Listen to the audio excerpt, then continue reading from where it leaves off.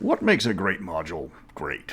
Not a good module, not one you play, enjoy, then move on to the next, but the one the players will talk about in between sessions, plan their next moves, and try to continue the adventure to increase their enjoyment.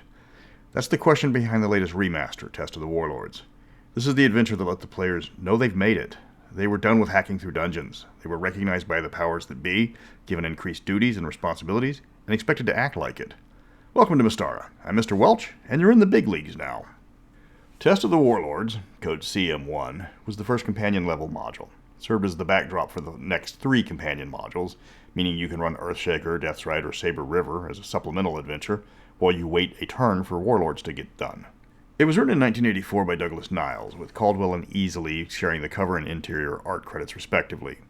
Niles was also the man that gave us the War Machine mass combat system, and that's reflected in the book using those rules rather heavily at the end. So to bring back the question, what makes Test of the Warlord such an iconic module that it is the next progression in your character's development? Keep on the Borderlands, you were a nobody with a sword walking into a cave. Isle of Dread, you were a somebody with a boat and a map to an unexplored island. Now you get to Test of the Warlords, you're a power player getting rewarded for your total awesomeness. Being rewarded as you go from Bob Johnson, Slayer of Rats, to Sir Bob Johnson, Bane of all Rats, complete with your own castle, domain, and human resource department. You have headed up to sunny Norwold, the Canada of Mystara, where King Ericol gives you a plot of land, says don't blow it, and then you're on your own. The change in focus from exploration to becoming a landed noble was literally a game changer for the players. This was a mixed bag, because people who wanted to keep exploring and killing things didn't want to sit down and worry about tax rates and flood control. Another issue was the fact that each player got their own domain, so while the fighter might need help repulsing orc raiders, the cleric has to raise money to replace an orphanage the newly defeated dragon just landed on. It stopped feeling like a party at times and more like a bunch of friends that had problems going on adventures. Okay, this module is probably the most meta of all time. But this is where you start for those that wanted to be the barons, lords, and overall head cheeses. King Ericol is the son of Princess Ariadna, despite his lack of magic. He wanted his own place to call a kingdom, so his mom gave him Fantasy Canada. But he had to take his deadbeat half-brother with him. As Norwold was massive, he needed people to settle it. Now, he could have gone the impresario route, but that would have required him to parse out the nation, then arm people to defend themselves against ice Comanches, only to have the people he brought in revolt and launch their rebellion, because the locals wanted to disarm the impresarios despite what the ice Comanches would do to them, and then you get the Canadian Alamo, which later gets a lot of people killed in their sleep by the pissed-off people he invited in the first place. Instead, he goes the Oklahoma land route rush, and everybody over level 15 can come in and grab a domain as long as they swear fealty, denounce Thyatus, pay taxes, and promise not to cross off Ericol's name on the Imperial Charter and write their own inn. Once you meet all those requirements, you get a landed title, and you don't even have to buy a square foot of land in Scotland. It's first come, first serve, so get those teleport spells ready. It helps if the party sticks together on the way there, then they have all their lands relatively nearby. If the Orc Horde attacks the fighter's lands, he can walk next door to knock on the cleric's portcullis and borrow a couple of mercenaries. The reason why the module is so good is not only is it modular, but it's open-ended. If your players love their new positions as part-time adventurers and full-time nobility, you don't have to end the adventure. It has a timeline of events from the starting land grab all the way to the invasion by Thyatus, and the party deciding whether to stay loyal, change sides, or try to write their name on the line labeled winner. While you think it would be foolish to buck Thyatus and Alphatia, Oceanson did just that, and it's getting along fine. If your players are really enjoying this new playstyle, the final invasion doesn't have to follow the timeline, and the players will never notice. You can keep the characters busy for years with intrigue and random adventures related to their domains. Of course, if they don't like the playstyle, then just speed up the timeline and move on to the next adventure. Part of the module's replayability was the players could always pick a different part of Norwold every new campaign. It was a brand new territory that TSR partially fleshed out for the characters so they could shape it themselves. This was virgin territory. They didn't have to drive out any pesky squatters that had been living for thousands of years in the players' new homes. I mean, they could, but the local indigenous types tend to be frost giants. If you can drive those guys out of their ancestral home, then you've earned the right to live there. Norwold has a climate similar to Canada. The players could head straight north, but good luck farming tundra. Most of the area is dense conifer forest laced with rivers and lakes, and don't forget all the mountains. Because this is Mystara, the players can create ports, mining towns, logging camps, hunting lodges, and Las Vegas of the North. It's all up to them.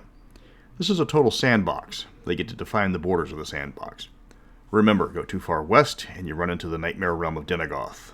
Go too far north and you're on permafrost. South, you run into the Helldonners. And west, you run out of Norwold. Try to stay within those lines. Every DM must remember that this module deals with one of the missing pillars of D&D, that of world building. Everything you do in this module shapes your Mystara. The adventure even mentions this. If you've got a smoking hot elf babe that wants to be queen, King Ericol is on the list of most eligible bachelors. You can carve out your kingdom in a war of secession. Betray Alphatia to Thyatis. If you can cast spells, you might get promoted and return to Alphatia with a better title of nobility.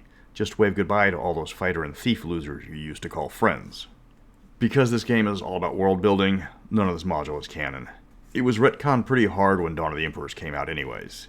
This is the first module that even mentioned Alphatia, though you don't get to see actual Alphatia until the box set comes out. The Companion and Master modules had the Cold War vibe between Thyatis and Alphatia. Still, the modules kept ramping the two nations to open conflict, rather than both empires realizing war between them as mutually assured destruction. If you want to keep with the official timeline, there's no war with Thyatis looming, and instead, concentrate more on dealing with Ericol being a nice guy but not a great leader. You gotta help this guy impress his mom so he doesn't take his new toy away in Norwold. There are very few NPCs in the adventure of the Royal Court. You've got the king, his good-for-nothing brother, the king of the neutral ocean send, and 2 advisors with minimal backstory. There's a handful of minor nobles to interact with, and this shows the early weirdness of the setting compared to the later gazetteers. Like a cleric from Glantry unhappy with the lack of respect her class gets there. That's a mild understatement. Or the Ethengarian scout named Alyssa Patrician, a traditional Mongolian name. Half of them are spies for Thyatis, and the rest potential allies. Snicker at the future continuity problems and change some names, and you're all good. There are only 2 significant events that are required in the module. One tests the party's ability to be diplomatic, and the other's a good old-fashioned knockdown dragout with an invasion of frost giants. You have to help the king get married, and if one of the party members isn't up to wooing said king, an emergency NPC is willing to step in and take the vows. He is Charisma 17, ladies, so he's a bit of a charmer. And for those playing Dwarven women, did I mention his back hair fetish? You can use a little bit of continuity ambiguity to add further to the adventure. It briefly mentions Ericol's older brother but doesn't name him, and only saying that he's ahead of Ericol in terms of secession. Aaron Alston hadn't invented Alphatia's spellcaster-only policy yet, and Ericol getting Norwold was later retconned into Ariadna bending the rules to help her son. Ericol only has one older brother, his half-brother Manchild Xandor. For real fun, you can have this guy crash the party, literally if he brings his flying castle. And I just noticed a continuity error. The 4 chaotic knights that try to disrupt the wedding are neutral in their stat block. The things you notice on a reread. Then you move on to the Frost Giant attack, which is pure combat. When the oceans freeze over in the winter, it creates a land bridge that the giants can cross from their home in Frosthaven. Then they do all sorts of neighborly raiding and pillaging, and the party has to stop them. This is an opportunity for mass combat with thousands of giants. Fortunately, they break into smaller bands, but you're dealing with them at 100 at a time. The party has to raise its armies and try to stop the giants from sacking the capital. Plenty of military action and use of the war machine system. There are a lot of other minor encounters, mostly there to help forge alliances or put down threats before they start. You get to meet the crones of Christic Cave, where you get into a rather bizarre fight where you get great rewards if you can remember to raise all the people you just killed. If the party fails, one gets to play the Hag's Cabana Boy for the next 5 years as punishment. I hope you're good at foot rubs. You can meet and impress the leader of the local barbarian tribe and earn his help and his respect. You can ally with a kingdom of dwarves by dealing with the mad wizard Gargantua, though you don't get to meet the wizard, sadly, or run other adventures during your downtime. Test of the Warlords is modular, after all. The party can take the initiative and create their own adventures. You want to expand your territory? Expose the treasonous plot against King Ericol by Baron Evil McNaughtybad. Then you get to add his domain to yours. And then go from Baron Player Von Character to Count Player Von Character. Marry that super sexy Alyssa Patrician, the oddly named Ethengarian, and merge your 2 domains. Clean out the nearby wilderness of dangerous monsters and establish a new town to increase the range of your claim. If the players can think of it, they can do it. It's a sandbox where instead of exploring the setting, they're expanding it. Let them. There's a reason why this module is iconic. Test of the Warlords is both a throwback to the past and an example of high-level play, if not the standard of how to run high-level campaigns. It doesn't quite get it right, and it splits the party, but it introduces the player to an entirely new way to play Dungeons & Dragons. Does it hold up today? Yes, if you want a game filled with intrigue and downtime rather than just stabbing monsters one after another with super heroic player characters. Your players will use their minds more than their swords in Warlords. They will realize that all that experience they got carving through lost temples isn't going to help the crops grow. But it will challenge them and keep the campaign fresh so they don't get bored, meaning the campaign dies after level 10, like nowadays. Next on the remastered list is the Hollow World, the box set that turned the world inside out with dinosaurs, lost civilizations, the Red Sun, and floating continents. But until then, from the bottom it looks like a steep incline, from the top another downhill slope of mine. But I know the equilibrium's there.